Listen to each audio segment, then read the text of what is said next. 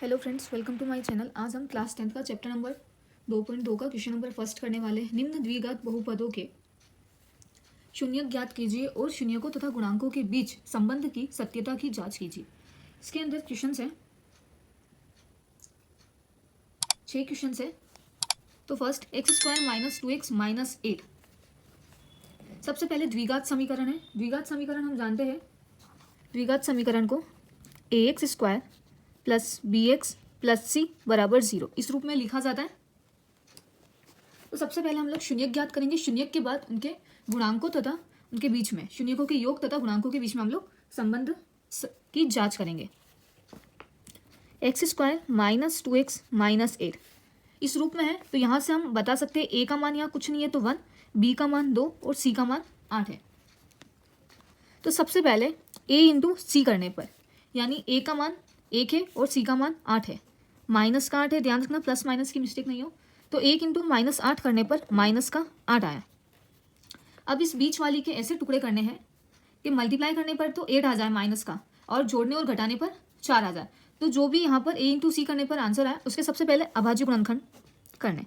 तो 8 के अभाज्य गुणनखंड 2 में दिया 4 बार, 2 में दिया 2 बार, 2 में दिया 1 बार।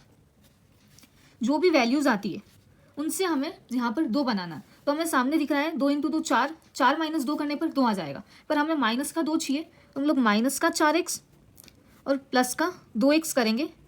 तो हमारे पास माइनस का 2x, क्योंकि प्लस माइनस माइनस 4 में से 2 गया 2, बड़ी संख्या माइनस की है तो माइनस का साइन। मल्टीप्लाई करेंगे 4 इंटू 2 तो माइनस का 8 ही आएगा, क्योंकि प्लस माइनस माइनस। तो हमारे पास टुकड़े बन गए। तो x² माइनस का 4x प्लस का 2x माइनस 8। स्टार्टिंग दोनों और एंड दोनों में कॉमन देखने पर इन दोनों में कॉमन आ रहा है x, तो अंदर बचा यहाँ से एक x लिया है, x² है तो एक x बचा, माइनस x ले लिया तो 4 बचा। यहाँ पर दोनों में 2 कॉमन आ रहा है, 2 लिया तो x, 2 की टेबल में 8 4 टाइम्स में आता है। ये दोनों वैल्यूज हमेशा सेम बननी चाहिए। तो दोनों जो सेम वैल्यू बनी है उनको एक ही बार लिखने पर, और जो बची हुई टर्म है उनको भी लिखने पर x प्लस 2। यहाँ से हम लोग x के 2 मान निकालेंगे, यानी 2 शून्यक निकालेंगे। x माइनस 4 बराबर 0, x प्लस 2 बराबर 0। ये प्लस का 4 बराबर के उधर गया, सॉरी माइनस का 4 बराबर के उधर गया तो प्लस का, तो x का मान 1 तो आया 4, और ये प्लस का 2 बराबर के उधर गया तो माइनस का 1 x का मान आया -2। तो इसे अल्फा और बीटा मानने पर अल्फा और बीटा। अब हम क्वेश्चन में पूछा है शून्यक तो हमने निकाल दिए, शून्यकों का योग तथा शून्यकों के गुणांकों के बीच संबंध। तो इसका फॉर्मूला होता है शून्यकों का योग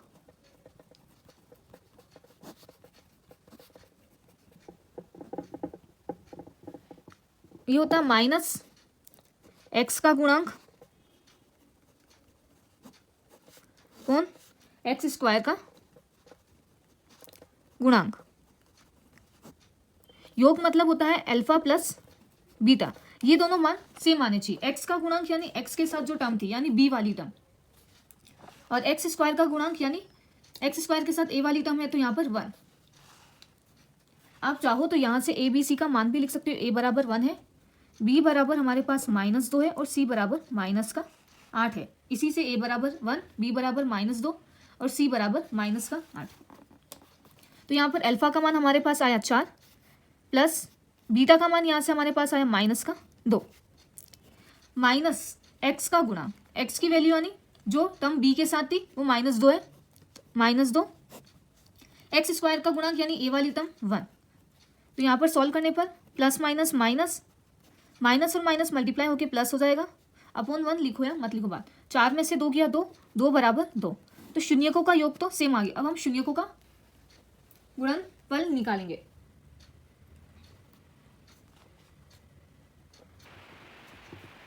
शून्यकों का गुणनफल